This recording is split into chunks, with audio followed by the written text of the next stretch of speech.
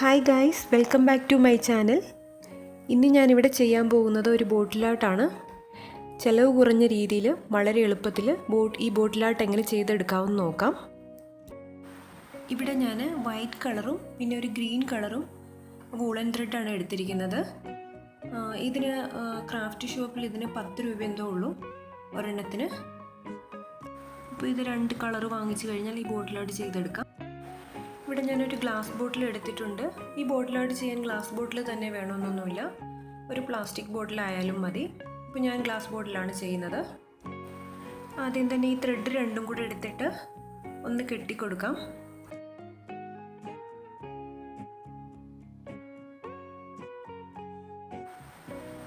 ഇത് കുറച്ച് ഫെവിക്കോളാണ്. ആദ്യം ത്രെഡ് കുറച്ച് ഫെവിക്കോൾ വെച്ചിട്ട് ഒട്ടിച്ചു കൊടുക്കണം. ആദ്യം മാത്രമല്ല, ചുറ്റി അവസാനം വരുമ്പോഴത്തേക്കും ബോട്ടിലിന് താഴെ വരുമ്പോഴും അത് ഫെവിക്കോൾ വെച്ചിട്ട് ഒട്ടിച്ചു കൊടുക്കണം.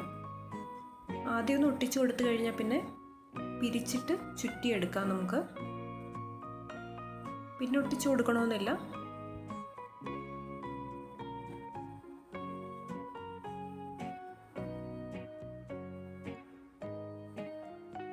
ബോട്ടിലിൻ്റെ ഒരു വക്ക് കഴിഞ്ഞ് കഴിഞ്ഞാൽ പിന്നെ ഈസിയായിട്ട് ചുറ്റിയെടുക്കാൻ പറ്റും നമുക്ക്.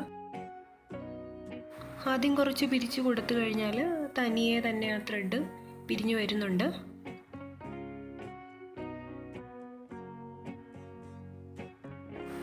ഇപ്പോൾ കുറച്ച് ഭാഗം ചുറ്റിയെടുത്തിട്ടുണ്ട്.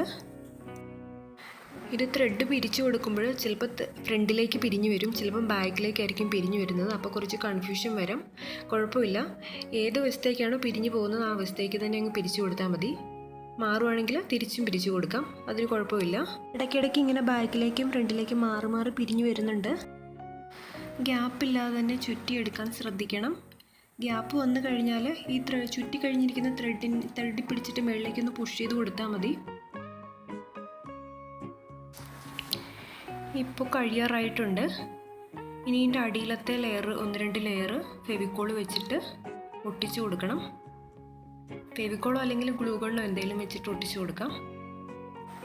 ഇതിപ്പോൾ ഒറ്റയിരിപ്പിന് തന്നെ ചെയ്ത് തീർക്കണമെന്നൊന്നുമില്ല. ഇടയ്ക്കൊന്ന് എഴുന്നേറ്റ് പോകണമെങ്കിൽ ചുറ്റി തീർന്ന ആ ഭാഗം ഫെവിക്കോൾ കൊണ്ടൊന്ന് ഒട്ടിച്ചു കൊടുത്തിട്ട് അടുത്ത ദിവസം വന്ന് ചെയ്താലും മതി. അപ്പോൾ നമ്മുടെ ബോട്ടിലാട്ട് കഴിഞ്ഞിട്ടുണ്ട്. ഈസി ആയിട്ടുള്ള ആർക്കും ചെയ്തെടുക്കാൻ പറ്റുന്ന ഒരു ബോട്ടിലാട്ടാണിത്. നിങ്ങൾക്ക് ഈ വീഡിയോ ഇഷ്ടമായെങ്കിൽ ഈ ബോട്ടിലാട്ട് ട്രൈ ചെയ്ത് നോക്കണം. അഭിപ്രായങ്ങൾ കമൻറ്റ് ബോക്സിൽ അറിയിക്കണം.